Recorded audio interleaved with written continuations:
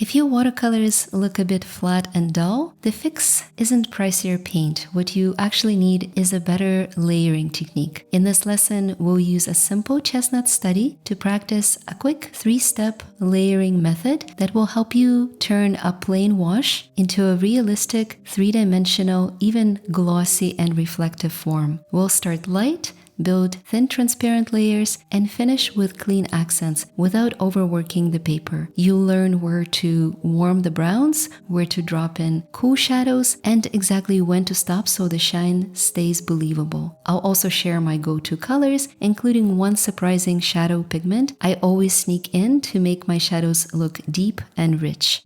Before we start, let's notice the direction of light. It's coming from the top right. That puts our brightest highlight on the top right side of the chestnut, surrounded by our warmest notes. So that's where we're going to be putting our yellows and oranges. Shadows will fall naturally on the opposite side, so bottom left, and that's where we will shift towards cooler blues and purples. Keep this map of color in mind as we go into layering. And by the way, I'm sketching on cold pressed watercolor paper. Cold pressed gives a longer open or wet time for soft blends and controlled wet and to wet washes that we're about to do. The reference photo for the open chestnut is linked below, and if you want to skip sketching altogether, go ahead and grab the black and white outline on my Patreon. I will also post the full real-time recording and step-by-step photos there as well. Let's start with a very light wash of yellow ochre. Mine is from Winsor & Newton. Ochres are naturally muted.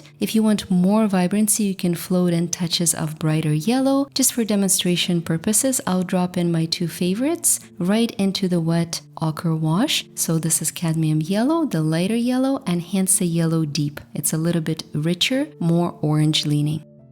Now let's mark up some early shadows. So with a highly diluted version of the brown that I will be using later on the chestnuts, I will quietly suggest some shadowed areas and dry patches. This is Quinacridone Scarlet, technically pigment red, PR206. If you want to find it in your favorite brand, mine is from Daniel Smith. Any transparent brown you love works. I like Quinacridones for their clarity and transparency. Now a quick optional step, let's do a blue underpainting. So what you want to do is place just a whisper of blue, I'm using phthalo blue and a little bit of purple, around the highlight zones on the chestnut. This is your reflected color of the sky, very subtle, but it keeps the final surface looking polished, and it will peek through subsequent layers, harmonizing with the warm browns we're about to put down. And on the outer green shell, let's add some touches of that same yellow. You can use ochre or cadmium yellow, and also a little bit of green, reinforcing the edges with that same diluted brown to anchor the forms and capture some of the detail. Now let's build a glossy body of color by using glazing technique. So what you want to do here is lay down a light, almost like a veil of Quinacridone Scarlet over the chestnut, avoiding the brightest highlight. While it's still wet, you can float in some warm notes for sun-kissed areas. So I'm doing like touches of Hansa yellow deep or any of your favorite warm oranges near the highlight perimeter. And for shadow, I'm gonna add dioxazine purple into the lower and side planes. Purples and blues sit roughly opposite the warm yellows and oranges, so they counterbalance my orange and make the brown red a lot deeper but not dirtier. Keep everything watery, not creamy. Think about value 3, maximum 4 on the value scale. We're building the sheen gradually. And as the surface loses its glow, the paper dries out, you can increase the saturation in your brown and start shaping the edges with more intention. You'll notice that your strokes spread less. This is your cue to transition to wet on damp technique to create more crisp strokes that still fade a little bit into the damp surface of your paper. You can also use a clean, damp brush. A flat brush works really well here to lightly feather out the edges around the highlight and keep them soft. I usually tap my brush on tissue paper first to avoid my brush from dripping with water. Now let's let this first layer dry out completely and mix some brown with purple, so about 90% of my Quinacridone Scarlet and 10% Dioxazine Purple to start. Let's glaze the lower halves and side planes, skipping a few micro gaps to let the first layer shine through. I start with a lighter scarlet and purple mix around the highlight, softening the edges with a damp brush, and then I kind of work outward, increasing pigment strength and saturation and shifting slightly towards cooler, more purple side of the spectrum as I move into the shadows. While this is still wet, let's drop in some darker notes and gradually shift the ratio of our paint towards more purple in the deepest shadows.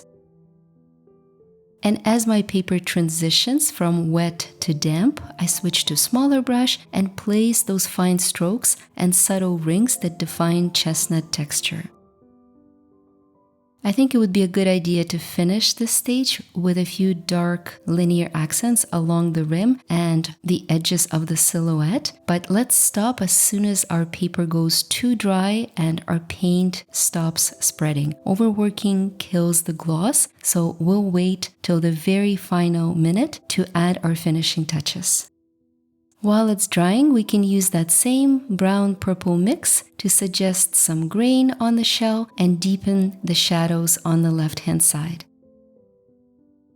The second layer is pretty much done at this point. Now we can stand back and do the arm's length test. Ask yourself, does this chestnut already look curved and glossy? If yes, then the third layer is just a very light seasoning pass, an accent with just a few careful glazes to enhance what's working. And as you can see, if you're not adding a background, 2 layers is almost enough to suggest 3-dimensional form, so don't feel pressure to keep piling on. As always, I couldn't resist those, so I'm adding a fall backdrop, a red cap mushroom, some dry leaves and berries, some of my favorite subjects to complete this scene. And I usually freehand these experimental compositions. If you want to follow along, you'll find printable black and white outline and a real-time recording of this painting process on my Patreon. Once all the background elements are complete, I will come back for layer 3 on the chestnut, and the goal of layer 3 is very simple: to deepen the darkest shadows so the chestnut tucks naturally into the background, especially when we've got lots of colorful elements competing for attention.